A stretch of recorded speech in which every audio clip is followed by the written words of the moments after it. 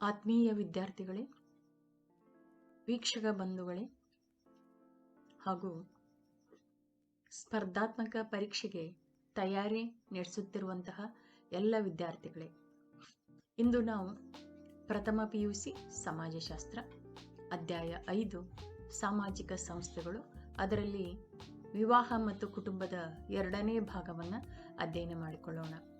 ಇವು ಕೂಡ ಪರೀಕ್ಷಾ ದೃಷ್ಟಿಯಿಂದ ತುಂಬ ಮಹತ್ವದ ಪ್ರಶ್ನೋತ್ತರಗಳಾಗಿದ್ದಾವೆ ಹಾಗೂ ಸ್ಪರ್ಧಾತ್ಮಕ ಪರೀಕ್ಷೆಗೂ ಕೂಡ ಮಹತ್ವದ ಪ್ರಶ್ನೋತ್ತರಗಳಾಗಿದ್ದಾವೆ. ಹೀಗಾಗಿ ಇವುಗಳನ್ನು ಕೂಡ ಸರಿಯಾಗಿ ಅಧ್ಯಯನ ಮಾಡಿಕೊಳ್ಳಿ. ಓಕೆ, ಹಾಗಾದ್ರೆ ಅಧ್ಯಯನ ಮಾಡೋಣ. ಪ್ರಶ್ನೆ 17, ಬಹುಪತ್ನಿತ್ವದ 2 ಪ್ರಕಾರಗಳನ್ನು ತಿಳಿಸಿ. ಬಹುಪತ್ನಿತ್ವದಲ್ಲಿ 2 ಪ್ರಕಾರಗಳು ಬರ್ತವೆ. ಒಂದನೇದ್ದು ಭಗಿನಿ ಬಹುಪತ್ನಿತ್ವ, ಸೋರಾಲ್ ಪೊಲೋಗನಿ ಅಂತ. ಎರಡನೇದ್ದು ಭಗಿನೇತರ ಬಹುಪತ್ನಿತ್ವ, ನಾನ್ ಸೋರಾಲ್ ಪೊಲೋಗನಿ ಅಂತ. ಓಕೆ, ನೆಕ್ಸ್ಟ್ ಪ್ರಶ್ನೆ 18, ಶಿಕ್ಷಣದ ಒಂದು ಕಾರ್ಯವನ್ನು ತಿಳಿಸಿ. ಶಿಕ್ಷಣದಲ್ಲಿ 3 ಕಾರ್ಯಗಳು ಬರ್ತಾವ. ಇದರಲ್ಲಿ ಯಾವುದಾದರೂ ಒಂದು ನೀವು ಬರಿಬಹುದು. ಒಂದನೇದ್ದು ಸಂರಕ್ಷಣಾತ್ಮಕ ಕಾರ್ಯಗಳು, ಪ್ರಿಸರ್ವೇಟಿವ್ ಫಂಕ್ಷನ್ಸ್ ಅಂತ. ಎರಡನೇದ್ದು ಪಾತ್ರ ನಿರ್ವಹಣೆಯ ಕಾರ್ಯಗಳು, ಅಲೋಕೇಟಿವ್ ಫಂಕ್ಷನ್ಸ್ ಅಂತ. ಮೂರನೇದ್ದು ಸುಧಾರಣಾತ್ಮಕ ಕಾರ್ಯಗಳು, ರೀಫಾರ್ಮೇಟಿವ್ ಫಂಕ್ಷನ್ಸ್ ಅಂತ. ಇದು 5 ಮಾರ್ಕ್ಸ್ ಕೇಳಿದ್ರೆ 3 ಪಾಯಿಂಟ್ಸ್ ಬರೆದು ವಿವರಣೆ ಕೊಡಿ, ಅಥವಾ ಬರೀ ಪಾಯಿಂಟ್ಸ್ ಬರೆದ್ರೆ 2 ಮಾರ್ಕ್ಸ್ ನಿಮಗೆ ಲಭ್ಯ ಆಗ್ತದೆ. ಓಕೆ, ನೆಕ್ಸ್ಟ್ ಪ್ರಶ್ನೆ 19, ವಿವಾಹದ ಒಂದು ವ್ಯಾಖ್ಯೆಯನ್ನು ತಿಳಿಸಿ. ಸರಿಯಾದಂಥ ಉತ್ತರ ಎಡ್ವರ್ಡ್ ವೆಸ್ಟರ್ ಮಾರ್ಕ್ ಅವರ ಪ್ರಕಾರ ವಿವಾಹವು ಸಂತತಿಯ ಜನನದ ನಂತರವೂ ಮುಂದುವರಿಯುವ ಗಂಡು ಹೆಣ್ಣಿನ ದೀರ್ಘಕಾಲದ ಸಂಬಂಧವಾಗಿದೆ ಅನ್ನೋದು ಎಡ್ವರ್ಡ್ ವೆಸ್ಟರ್ ಮಾರ್ಕರ ಒಂದು ಅಭಿಪ್ರಾಯ.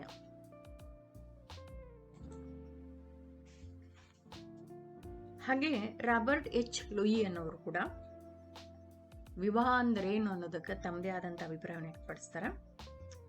Robert H. ಲೂಯಿ ಅವರ ಪ್ರಕಾರ ಅನುಮತಿ ನೀಡಬಹುದಾದ ಸಂಗಾತಿಗಳ ನಡುವೆ ಶಾಶ್ವತವಾದ ಬಂಧವೇ ವಿವಾಹ ಅಂತ.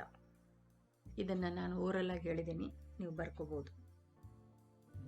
ಅನುಮತಿ ನೀಡಬಹುದಾದ ಅಂತಂದ್ರೆ ಯಾರು ಅನುಮತಿ ಕೊಡಬೇಕು?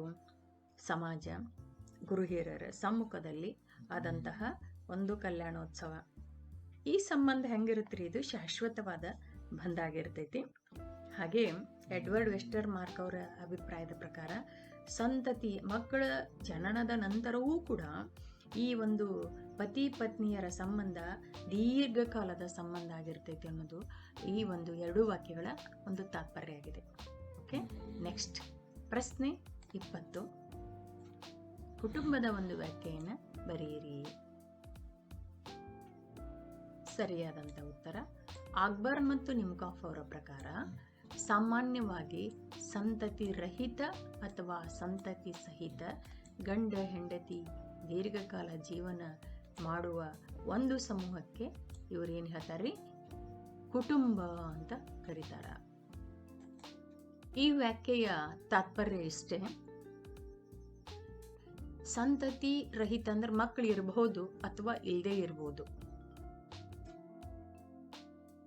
ಪತಿ ಪತ್ನಿ ದೀರ್ಘಕಾಲ ಜೀವನ ಮಾಡುವಂತಹ ಒಂದು ಸಮೂಹ ಅಥವಾ ಒಂದು ಘಟಕ ಅನ್ನೋದು ಅಕ್ಬರ್ ಮತ್ತು ನಿಮ್ಕಾಫ್ ಅವರ ಒಂದು ಅಭಿಪ್ರಾಯ. ಇನ್ನೊಂದು ವ್ಯಾಖ್ಯೆಯನ್ನ ನಾವು ನೋಡೋಣ. ಓರಲ್ ಆಗಿ ಹೇಳ್ತಾ ಇದ್ದೀನಿ ನಾನು. ಮೆಕ್ಕೈವರ್ ಮತ್ತು ಪೇಜ್ ಅವರು ಹೇಳ್ತಾರೆ, ಸಂತಾನೋತ್ಪತ್ತಿ ಮಕ್ಕಳ ಲಾಲನೆ ಪಾಲನೆಯ ಉದ್ದೇಶದಿಂದ ಏರ್ಪಡುವ ಲೈಂಗಿಕ ಸಂಬಂಧಕ್ಕೆ ಸಾಮಾಜಿಕ ಮತ್ತು ಧಾರ್ಮಿಕ ಒಪ್ಪಿಗೆಯನ್ನು ಪಡೆದು ಸ್ತ್ರೀ ಪುರುಷರು ರೂಪಿಸಿಕೊಂಡ ಘಟಕವೇ ಕುಟುಂಬ ಅನ್ನೋದು ಮೆಕ್ಕೈವರ್ ಮತ್ತು ಪೇಜ್ ಅವರ ಒಂದು ಅಭಿಪ್ರಾಯ. ಈ ಒಂದು ಘಟಕ ಯಾವ ಉದ್ದೇಶದಿಂದ ಸೃಷ್ಟಿಯಾಗಿರುತ್ತೆ ಅನ್ನೋದಂದ್ರೆ ಸಂತಾನೋತ್ಪತ್ತಿ ನಂತರ ಮಕ್ಕಳ ಒಂದು ಜನನದ ನಂತರ ಅವರ ಲಾಲನೆ ಪಾಲನೆ ಮಾಡುವಂತಹ ಒಂದು ಘಟಕ ಇದು. ಇದಕ್ಕೆ ಪತಿ ಪತ್ನಿ ಸ್ತ್ರೀ ಪುರುಷರು ಒಂದು ಕಲ್ಯಾಣೋತ್ಸವ, ಸಾಮಾಜಿಕ ಅಂದ್ರೆ ಗುರು ಹಿರಿಯರ ಸಾನ್ನಿಧ್ಯದಲ್ಲಿ ಅಥವಾ ಧರ್ಮದ ಒಪ್ಪಿಗೆಯನ್ನು ಪಡೆದುಕೊಂಡು ನಡೆದಂತಹ ಒಂದು ಕಲ್ಯಾಣೋತ್ಸವ ಆಗಿರ್ತೈತಿ. ಇಂತಹ ಒಂದು ಸ್ತ್ರೀ ಪುರುಷ ಮದುವೆ ಆದ ನಂತರ ಇವರಿಗೆ ದಂಪತಿ ಅಂತ ಕೂಡ ಕರೀತಾರೆ. ಇಂತಹ ಒಂದು ಘಟಕಕ್ಕೆ ಮೆಕ್ಕೈಯವರು ಮತ್ತು ಪೇಜ್ ಅವರು ಏನು ಹೇಳ್ತಾರೆ, ಕುಟುಂಬ ಅನ್ನುವಂಥ ಅಭಿಪ್ರಾಯವನ್ನು ವ್ಯಕ್ತಪಡಿಸ್ತಾರೆ. ನೆಕ್ಸ್ಟ್ ಪ್ರಶ್ನೆ 21, ಶಿಕ್ಷಣ ಎಂದರೇನು? ಸರಿಯಾದಂಥ ಉತ್ತರ ಎಮಿಲಿ ಢರ್ಕಿಮ್ ಅವರ ಪ್ರಕಾರ ಯುವ ಪೀಳಿಗೆಯನ್ನು ಸಮಾಜೀಕರಣಗೊಳಿಸುವ ನಿರಂತರ ಪ್ರಕ್ರಿಯೆಯಾಗಿ ಆಲೋಚನೆ, ಭಾವನೆ ಮತ್ತು ಕ್ರಿಯೆಗಳನ್ನು ಬೆಳೆಸುವುದೇ ಶಿಕ್ಷಣ ಅಂತ ಅಭಿಪ್ರಾಯಪಡ್ತಾರೆ. ಅಂದ್ರೆ ಯುವ ಪೀಳಿಗೆಯನ್ನ ಸಮಾಜದ ನಿಯಮಗಳಿಗೆ ಬದ್ಧವಾಗಿ ನಡೆದುಕೊಳ್ಳುವಂತೆ ಸಮಾಜೀಕರಣಗೊಳಿಸೋದ್ರಿ. ಅವರಿಗೆ ನಿಯಮಗಳನ್ನು ಅಳವಡಿಸಿಕೊಳ್ಳುವಂತಹ ಒಂದು ಪ್ರಕ್ರಿಯೆ ಮತ್ತು ಆಲೋಚನೆ, ಭಾವನೆ ಮತ್ತು ಕ್ರಿಯೆಗಳನ್ನು ಬೆಳೆಸುವುದೇ ಶಿಕ್ಷಣ ಅನ್ನೋದು ಎಮಿಲಿ ಢರ್ಕಿಮ್ ಅವರ ಒಂದು ಅಭಿಪ್ರಾಯವಾಗಿದೆ. ನೆಕ್ಸ್ಟ್ ಪ್ರಶ್ನೆ 22, ಔಪಚಾರಿಕ ಶಿಕ್ಷಣ ಎಂದರೇನು?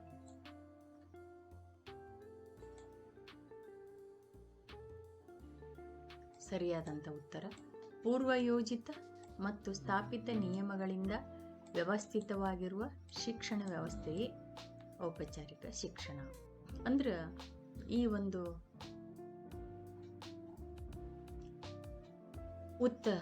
ಪ್ರಶ್ನೋತ್ತರದ ತಾತ್ಪರ್ಯ ಇಷ್ಟೇ. ಪೂರ್ವಯೋಜಿತ ಅಂದ್ರೆ ಲಿಖಿತ ರೂಪದ ಸ್ಥಾಪಿತ ನಿಯಮಗಳಿಂದ. ಅಂದ್ರೆ ಪ್ರತಿಯೊಂದು ಸಮಾಜಕ್ಕೂ ಕೂಡ ಕೆಲವೊಂದು ಲಿಖಿತ ರೂಪದ ನಿಯಮಗಳಿರ್ತವೆ.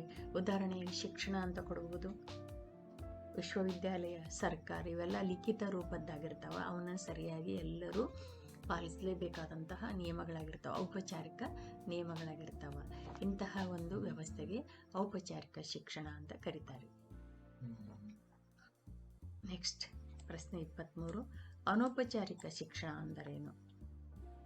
ಸರಿಯಾದಂಥ ಉತ್ತರ ಇದೊಂದು ಸಾಮಾಜಿಕ ಶಿಕ್ಷಣವಾಗಿದ್ದು ಉದ್ದೇಶಪೂರ್ವಕವಲ್ಲ, ನಿರಂತರವಾಗಿ ಹಲವಾರು ವಿಷಯಗಳನ್ನು ಕುಟುಂಬದಿಂದ, ನೆರೆಹೊರೆಯವರಿಂದ, ಸಮವಯಸ್ಕರಿಂದ ಕಲಿಯುವಂತಹ ಒಂದು ಪ್ರಕ್ರಿಯೆಯಾಗಿದೆ ಅಂತ. ಅನೌಪಚಾರಿಕ ಶಿಕ್ಷಣ ಅನ್ನೋದು ಸಾಮಾಜಿಕ ಶಿಕ್ಷಣ, ಸಮಾಜದಲ್ಲಿದ್ದುಕೊಂಡು ಎಲ್ಲರಿಂದ ಕಲಿಯುವಂತಹ ಒಂದು ಶಿಕ್ಷಣ. ಇದು ಲಿಖಿತ ರೂಪದಲ್ಲಿ ಇರೋದಿಲ್ಲ, ಪೂರ್ವಯೋಜಿತ ಆಗಿರೋದಿಲ್ಲ, ಉದ್ದೇಶಪೂರ್ವಕವಲ್ಲ. ಇದು ಸಹಜವಾಗಿಯೇ ಈ ಒಂದು ನಿರಂತರವಾಗಿ ಹಲವಾರು ವಿಷಯಗಳನ್ನು ಕಲಿತುಕೊಳ್ಳುವಂತಹ ಒಂದು ಪ್ರಕ್ರಿಯೆ ಇದು. ಕುಟುಂಬದಿಂದ ಕಲಿಬಹುದು, ನೆರೆಹೊರೆಯವರಿಂದ ಕಲಿಬಹುದು, ಗೆಳೆಯರ ಬಳಗದಿಂದ ಕಲಿಬಹುದು, ಅಥವಾ ದುಡಿಯುವ ಒಂದು ಕ್ಷೇತ್ರದಿಂದ ಕೂಡ ಕಲಿಬಹುದು. ಸಮಾಜದಲ್ಲಿದ್ದುಕೊಂಡು ಒಂದು ತಮಗೆ ಅರಿವಿಗೆ ಬರಲಾರದಂತೆ ಕಲಿಯುವಂತಹ ಒಂದು ವ್ಯವಸ್ಥೆ ಇದು ಸಾಮಾಜಿಕ ಶಿಕ್ಷಣ ಅಂತ ಅನಿಸ್ಕೊಳ್ತೈತಿ. ಇದಕ್ಕೆ ಅನೌಪಚಾರಿಕ ಶಿಕ್ಷಣ ಅಂತ ಕರೀತಾರೆ. ನೆಕ್ಸ್ಟ್ ಪ್ರಶ್ನೆ 24, ಧರ್ಮ ಎಂದರೇನು?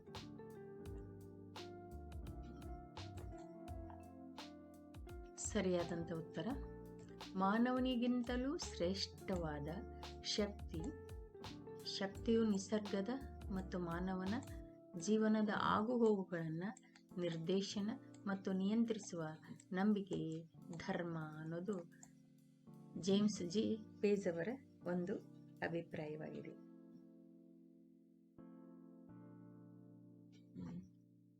ಸರಳವಾಗಿ ಹೇಳಬೇಕಪ್ಪ ಅಂತಂತಂದ್ರೆ ಅಲೌಕಿಕ ಶಕ್ತಿಯಲ್ಲಿರುವಂತಹ ನಂಬಿಕೆಯೇ ಧರ್ಮ ಅಂತ ಹೇಳ್ಬೋದು. ಅದನ್ನ ಸೂಪರ್ ಹ್ಯೂಮನ್ ಪವರ್ ಅಂತ, ಅತಿಮಾನವ ಶಕ್ತಿಯಲ್ಲಿರುವಂತಹ ನಂಬಿಕೆಯೇ ಧರ್ಮ ಅಥವಾ ದೇವರು ಧರ್ಮ ಅಂತ ಅಭಿಪ್ರಾಯ ಪಡ್ತಾರೆ. ಓಕೆ, ನೆಕ್ಸ್ಟ್ ಪ್ರಶ್ನೆ 25, ಅವಿಭಕ್ತ ಕುಟುಂಬ ಅಂದರೇನು? 2 ಅಥವಾ 2ಕ್ಕಿಂತ ಹೆಚ್ಚು ತಲೆಮಾರುಗಳನ್ನು ಹೊಂದಿರುವ ಸಾಮಾನ್ಯ ಚೆತ್ತನಡಿಯಲ್ಲಿ ವಾಸಿಸುವ, ಸಾಮಾನ್ಯ ಪೂಜಾಗೃಹ, ಅಡಿಗೆ ಮನೆ ಹೊಂದಿರುವ ಕುಟುಂಬಕ್ಕೆ ಒಬ್ಬ ಯಜಮಾನನ್ನು ಹೊಂದಿರುವ, ಕೃಷಿ ಪ್ರಧಾನ ಉದ್ಯೋಗವನ್ನು ಅವಲಂಬಿಸಿ ಬದುಕುತ್ತಿರುವ ರಕ್ತ ಸಂಬಂಧಿಗಳ ಸಮೂಹಕ್ಕೆ ಅವಿಭಕ್ತ ಕುಟುಂಬ ಅಂತ ಕರೀತಾರೆ. ಅಂದ್ರೆ ಇಲ್ಲಿ ಕುಟುಂಬ 2 ಅಥವಾ 2ಕ್ಕಿಂತ ಹೆಚ್ಚು ತಲೆಮಾರಿನವ್ರು ಇರ್ತಾರ. 2ಕ್ಕಿಂತ ಹೆಚ್ಚು ತಲೆಮಾರಿನವರ ತಂದೆ, ಮಗ, ಮೊಮ್ಮಗ ಇವು 3 ತಲೆಮಾರುಗಳಾಗ್ತವೆ. ಇವರು ಒಂದೇ ಮನೆಯಲ್ಲಿ, ಛತ್ತು ಅಂದರೆ ಇಲ್ಲಿ ಮನೆ ಅಂತ ಅನಿಸ್ಕೊಳ್ತೈತಿ, ವಿಶಾಲವಾದಂತಹ ಒಂದು ಮನೆಯಲ್ಲಿ ವಾಸ ಮಾಡ್ತಿರ್ತಾರೆ. ಇವರಿಗೆ ಸಾಮಾನ್ಯವಾದಂತಹ ಒಂದು ಅಡಿಗೆ ಮನೆ ಇರುತ್ತೆ. ಅಲ್ಲೇ ತಯಾರಿಸಿದ ಆಹಾರವನ್ನು ಎಲ್ಲರೂ ಸ್ವೀಕಾರ ಮಾಡ್ತಿರ್ತಾರೆ. ಎಲ್ಲರೂ ಒಂದು ಪೂಜಾ ಗೃಹ ಅಂದರೆ ಧಾರ್ಮಿಕ ಕಾರ್ಯಾಚರಣೆಯಲ್ಲಿ ಎಲ್ಲರೂ ಭಾಗಿಗಳಾಗಿರ್ತಾರೆ. ಕುಟುಂಬಕ್ಕೆ ಒಬ್ಬ ಯಜಮಾನ ಇರ್ತಾನೆ, ಅವನಿಗೆ ಕರ್ತ ಅಂತ ಕೂಡ ಕರೀತಾರೆ. ಇವ್ರ ಪ್ರಮುಖ ಉದ್ಯೋಗ ಕೃಷಿಯಾಗಿರ್ತದೆ. ಕೃಷಿಯನ್ನೇ ಅವಲಂಬಿಸಿ ಇವರು ಬದುಕ್ತಿರ್ತಾರೆ. ಇವರೆಲ್ಲ ರಕ್ತ ಸಂಬಂಧಿಗಳ ಸಮೂಹ ಆಗಿರ್ತೈತಿ ಅನ್ನೋದು ಅವಿಭಕ್ತ ಕುಟುಂಬ ಅನಿಸ್ಕೊಳ್ತೈತಿ. ಓಕೆ, ನೆಕ್ಸ್ಟ್ ಪ್ರಶ್ನೆ 26. ಧರ್ಮದ ಯಾವುದಾದರೂ ಒಂದು ಮೂಲಾಂಶವನ್ನು ತಿಳಿಸಿ.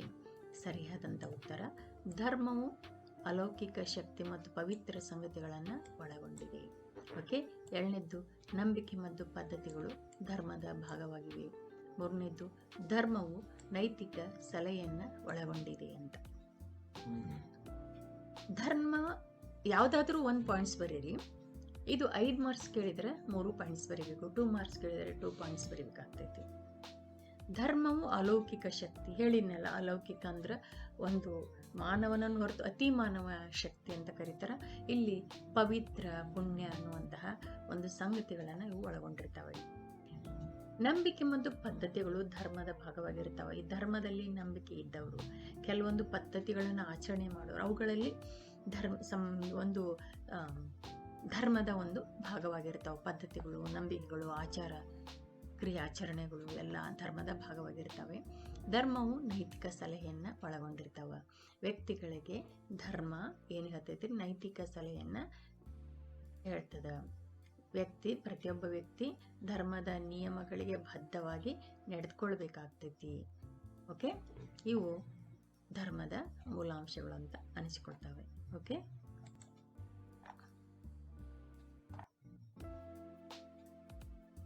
ಇವು ಸಾಮಾನ್ಯವಾಗಿ 1ನೇ ಭಾಗ 2ನೇ ಭಾಗದಲ್ಲಿ ಅಧ್ಯಯನ ಮಾಡಿರುವಂತಹ ಎಲ್ಲ ಪ್ರಶ್ನೋತ್ತರಗಳು 1 marks, 2 marks, 5 marks, 5 marks main points ಕೊಟ್ಟಿದ್ದೀನಿ. ಅದೇ ರೀತಿ choose the correct answer, match the following, ಇವೆಲ್ಲ ಪ್ರಶ್ನೋತ್ತರಗಳಿಗೆ ತುಂಬ ಉಪಯುಕ್ತಕಾರಿ ಪ್ರಶ್ನೋತ್ತರಗಳಾಗಿವೆ. ಸರಿಯಾಗಿ ಎಲ್ಲ 2 ಭಾಗದ ಪ್ರಶ್ನೋತ್ತರಗಳನ್ನು ಅಧ್ಯಯನ ಮಾಡಿಕೊಂಡ್ರೆ ಈ ಪಾಠದಲ್ಲಿ ಯಾವುದೇ ಪ್ರಶ್ನೆಗಳನ್ನು ಕೇಳಿದ್ರು ನೀವು ಬರಲಿಕ್ಕೆ ಸಾಧ್ಯ ಆಗ್ತೈತಿ. ಓಕೆ, ಮುಂದಿನ ವಿಡಿಯೋದಲ್ಲಿ ನಾನು long question, 5 marks question, 10 marks question ವಿಡಿಯೋಗಳನ್ನು ಮಾಡ್ತೇನೆ. ಅದು ಮೇನ್ ಪಾಯಿಂಟ್ಸ್ ಹಾಕ್ತೇನೆ, ನೀವು ಸರಿಯಾಗಿ ಅಧ್ಯಯನ ಮಾಡಿಕೊಳ್ಳಿ. Okay, thank you.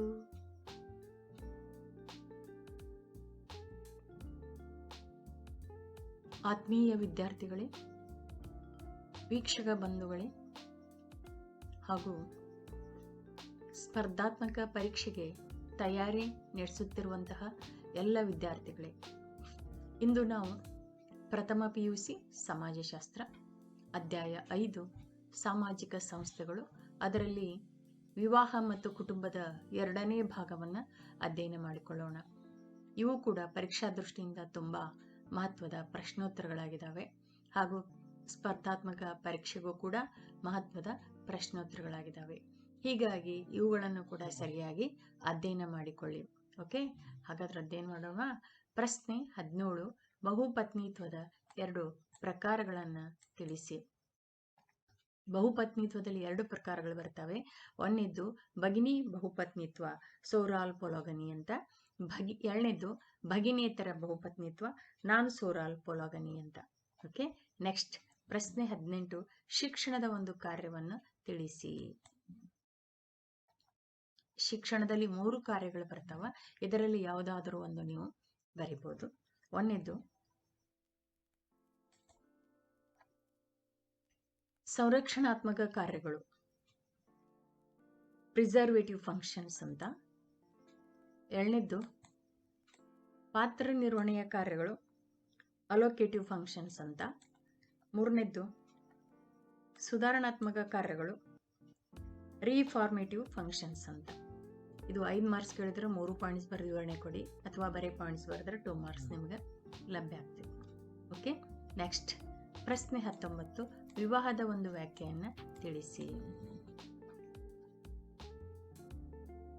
ಸರಿಯಾದಂಥ ಉತ್ತರ, ಎಡ್ವರ್ಡ್ ವೆಸ್ಟರ್ ಮಾರ್ಕ್ ಅವರ ಪ್ರಕಾರ ವಿವಾಹವು ಸಂತತಿಯ ಜನನದ ನಂತರವೂ ಮುಂದುವರಿಯುವ ಗಂಡು ಹೆಣ್ಣಿನ ದೀರ್ಘಕಾಲದ ಸಂಬಂಧವಾಗಿದೆ ಅನ್ನೋದು ಎಡ್ವರ್ಡ್ ವೆಸ್ಟರ್ ಮಾರ್ಕರ ಒಂದು ಅಭಿಪ್ರಾಯ.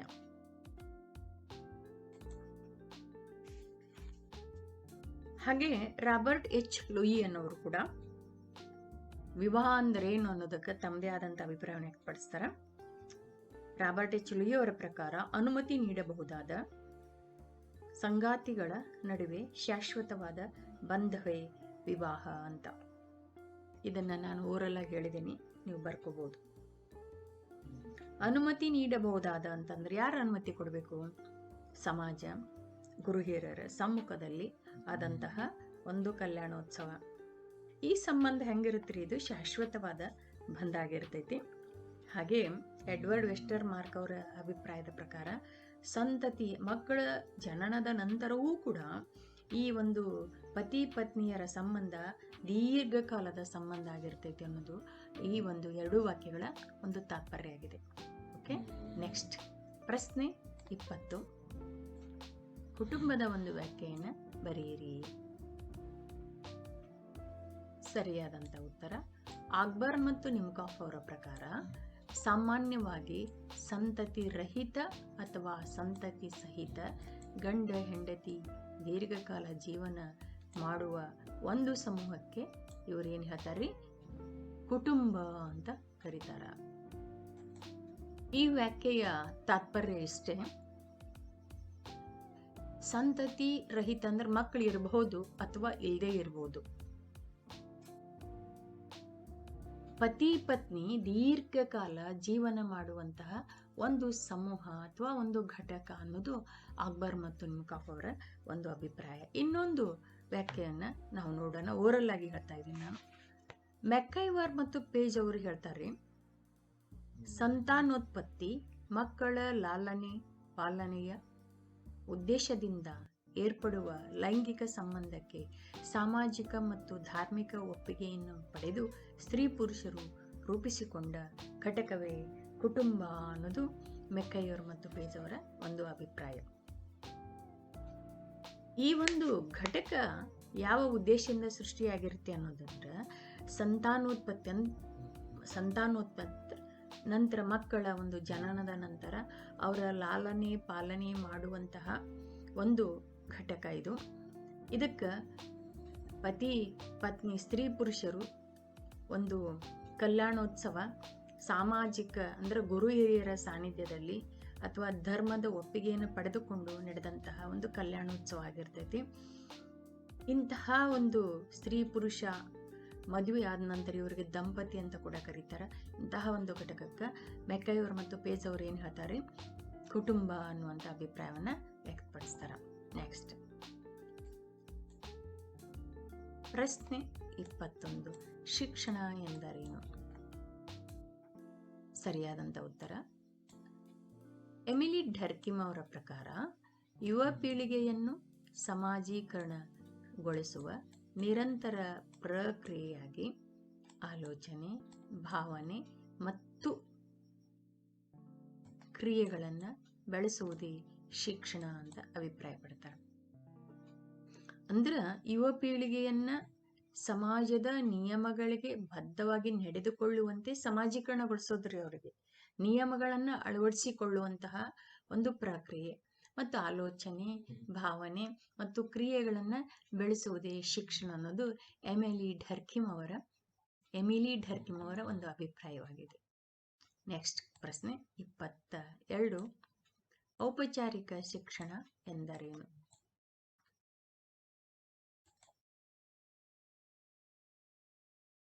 ಸರಿಯಾದಂತ ಉತ್ತರ ಪೂರ್ವಯೋಜಿತ ಮತ್ತು ಸ್ಥಾಪಿತ ನಿಯಮಗಳಿಂದ ವ್ಯವಸ್ಥಿತವಾಗಿರುವ ಶಿಕ್ಷಣ ವ್ಯವಸ್ಥೆಯೇ ಔಪಚಾರಿಕ ಶಿಕ್ಷಣ. ಅಂದ್ರ ಈ ಒಂದು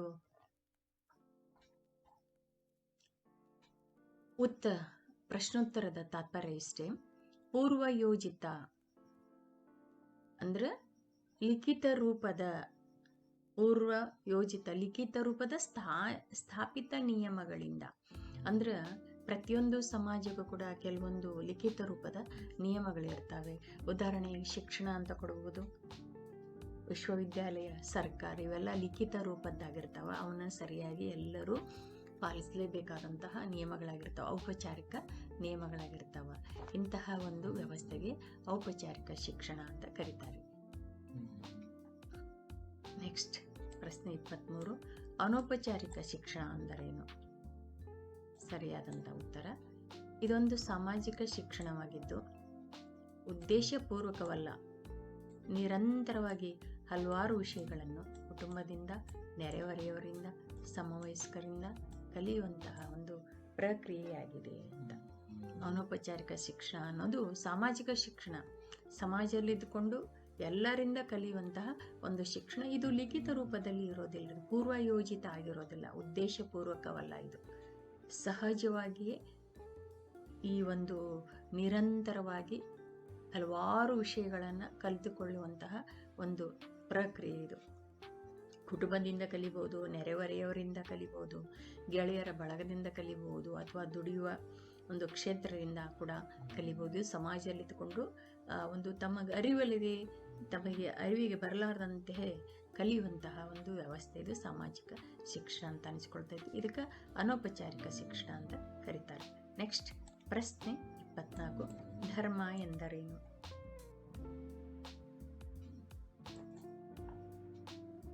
ಸರಿಯಾದಂಥ ಉತ್ತರ, ಮಾನವನಿಗಿಂತಲೂ ಶ್ರೇಷ್ಠವಾದ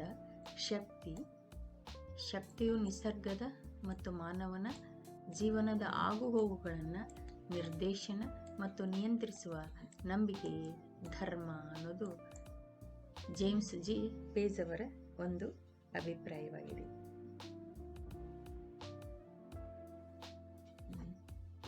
ಸರಳವಾಗಿ ಹೇಳಬೇಕಪ್ಪ ಅಂತಂತಂದ್ರೆ, ಅಲೌಕಿಕ ಶಕ್ತಿಯಲ್ಲಿರುವಂತಹ ನಂಬಿಕೆಯೇ ಧರ್ಮ ಅಂತ ಹೇಳ್ಬೋದು.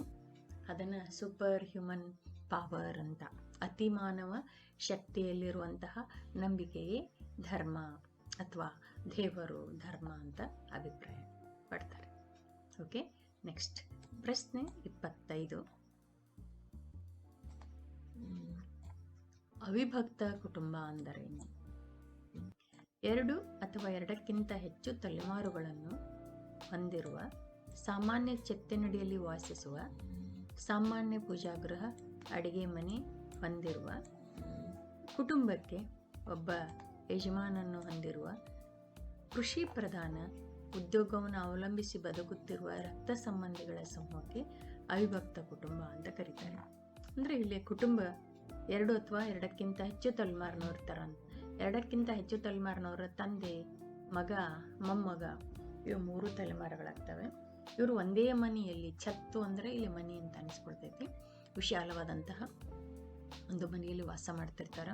ಇವರಿಗೆ ಸಾಮಾನ್ಯವಾದಂತಹ ಒಂದು ಅಡಿಗೆ ಮನೆ ಇರುತ್ತೆ. ಅಲ್ಲೇ ತಯಾರಿಸಿದ ಆಹಾರವನ್ನು ಎಲ್ಲರೂ ಸ್ವೀಕಾರ ಮಾಡ್ತಿರ್ತಾರೆ.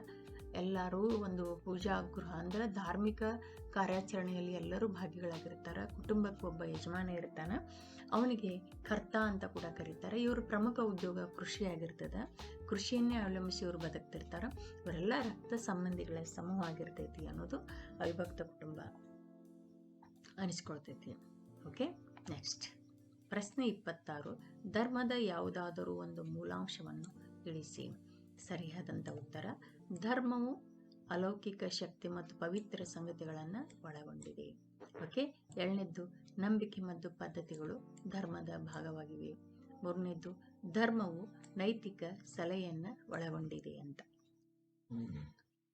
ಧರ್ಮ ಯಾವುದಾದ್ರೂ 1 ಪಾಯಿಂಟ್ಸ್ ಬರೀರಿ. ಇದು 5 ಮಾರ್ಕ್ಸ್ ಕೇಳಿದ್ರೆ 3 ಪಾಯಿಂಟ್ಸ್ ಬರೀಬೇಕು, 2 ಮಾರ್ಕ್ಸ್ ಕೇಳಿದ್ರೆ 2 ಪಾಯಿಂಟ್ಸ್ ಬರೀಬೇಕಾಗ್ತೈತಿ. ಧರ್ಮವು ಅಲೌಕಿಕ ಶಕ್ತಿ ಹೇಳಿದ್ನಲ್ಲ, ಅಲೌಕಿಕ ಅಂದ್ರೆ ಒಂದು ಮಾನವನನ್ನು ಹೊರತು ಅತಿ ಮಾನವ ಶಕ್ತಿ ಅಂತ ಕರೀತಾರ. ಇಲ್ಲಿ ಪವಿತ್ರ, ಪುಣ್ಯ ಅನ್ನುವಂತಹ ಒಂದು ಸಂಗತಿಗಳನ್ನು ಇವು ಒಳಗೊಂಡಿರ್ತಾವೆ. ನಂಬಿಕೆ ಮತ್ತು ಪದ್ಧತಿಗಳು ಧರ್ಮದ ಭಾಗವಾಗಿರ್ತಾವೆ. ಈ ಧರ್ಮದಲ್ಲಿ ನಂಬಿಕೆ ಇದ್ದವರು ಕೆಲವೊಂದು ಪದ್ಧತಿಗಳನ್ನು ಆಚರಣೆ ಮಾಡೋರು, ಅವುಗಳಲ್ಲಿ ಒಂದು ಧರ್ಮದ ಒಂದು ಭಾಗವಾಗಿರ್ತಾವೆ. ಪದ್ಧತಿಗಳು, ನಂಬಿಕೆಗಳು, ಆಚಾರ ಕ್ರಿಯಾಚರಣೆಗಳು ಎಲ್ಲ ಧರ್ಮದ ಭಾಗವಾಗಿರ್ತವೆ. ಧರ್ಮವು ನೈತಿಕ ಸಲಹೆಯನ್ನು ಒಳಗೊಂಡಿರ್ತಾವೆ. ವ್ಯಕ್ತಿಗಳಿಗೆ ಧರ್ಮ ಏನು ಹೇಳ್ತೈತಿ, ನೈತಿಕ ಸಲಹೆಯನ್ನು ಹೇಳ್ತದೆ. ಪ್ರತಿಯೊಬ್ಬ ವ್ಯಕ್ತಿ ಧರ್ಮದ ನಿಯಮಗಳಿಗೆ ಬದ್ಧವಾಗಿ ನಡೆದುಕೊಳ್ಬೇಕಾಗ್ತೈತಿ. ಓಕೆ, ಇವು ಧರ್ಮದ ಮೂಲಾಂಶಗಳು ಅಂತ ಅನಿಸಿಕೊಳ್ತವೆ. ಓಕೆ,